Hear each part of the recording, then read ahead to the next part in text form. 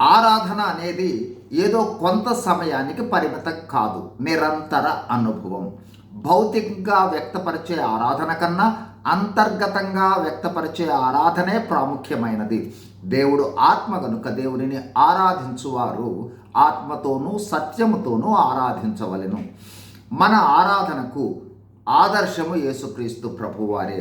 యేసు ప్రభువారు ఈ లోకంలో ఆత్మాభిషేకంలో ఉండి ఏ విధంగా జీవించారో ఆ విధంగా జీవించుటయే ఆరాధన.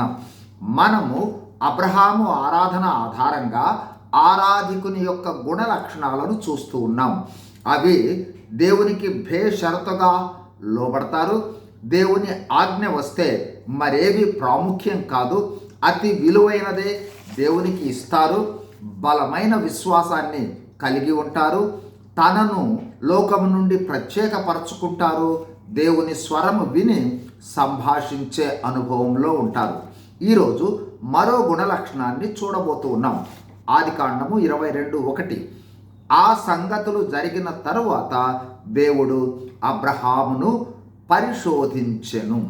ఈ వచనాన్ని గమనిస్తే దేవుడు ఆరాధికుణ్ణి పరిశోధిస్తాడు.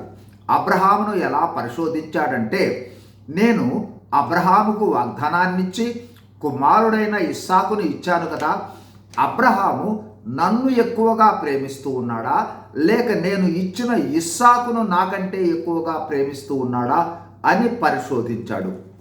అయితే ఆ పరిశోధనలో అబ్రహాము తన కుమారుణ్ణి తృణప్రాయముగా అర్పించి పరిశోధనలో నెగ్గాడు. ఇది ఆరాధన.